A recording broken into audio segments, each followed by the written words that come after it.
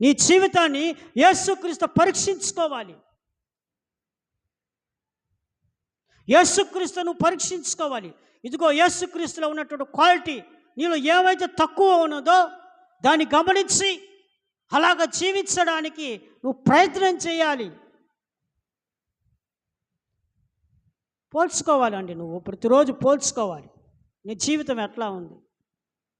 యేసయ్యతో పోల్చుకో. యేసయ్యకి క్షమించే గుణం ఉంది, నీకుందా? యేసయ్యలో ప్రేమించే గుణం ఉంది, నీకుందా? యేసయ్యలో కనికరం ఉంది, నీకుందా? యేసయ్యలో ఐక్యత ఉంది, నీకుందా? యేసయ్యలో పరిశుద్ధత ఉంది, నీకుందా? యేసయ్యలో సత్యమే ఉంది, నీకుందా అని యేసయ్యను నువ్వు పరీక్షించుకోవాలి. ఎందుకంటే రేపు యేసుక్రీస్తు ఎలాగా ఉంటాడో అలాగే నువ్వు మారబోతున్నావు. క్రీస్తు స్వరూపంలోకి నువ్వు మారబోతున్నావు. క్రీస్తు సంపూర్ణతలకు నువ్వు మారబోతున్నావు. క్రీస్తు సంపూర్ణతకు నువ్వు మారాలంటే ఆయన వల్ల నువ్వు జీవించాలి, ఆయన నువ్వు పోల్చుకోవాలి. అప్పుడు నువ్వు క్రీస్తు సంపూర్ణతలకు మార్చబడతావు. ఇప్పుడు మీ నాయనలాగా నువ్వు మారాలంటే ఏం చేయాలా? మీ నాయన తాగుబోతు కాదు, తాగకూడదు. మీ నాన్న కష్టపడి పని చేస్తాడు, నువ్వు కూడా కష్టపడి పని చేయాలా. మీ నాయనలో ప్రేమ ఉంది, నీకు కూడా ప్రేమ ఉండాలా.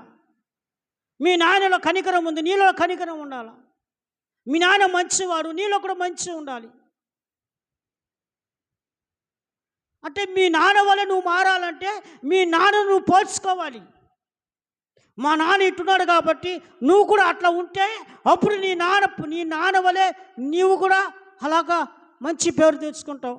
మీ నాన్నలాగా నీ నాన్న వలె నీ జీవితం ఉంటుంది.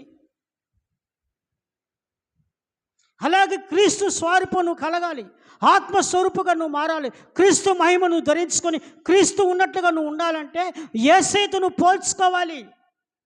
నేను యేసయ్యలాగా మారాలంటే యేసయ్యలో ఏముందో చూడు. యేసయ్య పరిశుద్ధత ఉంది కాబట్టి పరిశుద్ధంగా జీవించు. యేసయ్యలో ప్రేమ ఉంది కాబట్టి ప్రేమ కలిగి జీవించు. యేసయ్యలో దయ ఉంది కాబట్టి దయ కలిగి జీవించు. యేసయ్యలో కనికరం ఉంది కాబట్టి కనికరంగా జీవించు. యేసయ్యలో మంచి గుణలక్షణాలు ఉన్నాయి కాబట్టి ఆ గుణలక్షణాలుగా జీవించు. అప్పుడు నేను యేసుక్రీస్తు స్వరూపం నీలోకి వస్తుంది. క్రీస్తు వల్ల నువ్వు మార్చబడి ఆయన వచ్చినప్పుడు ప్రభుతో పాటు కొనిపోబడతావు.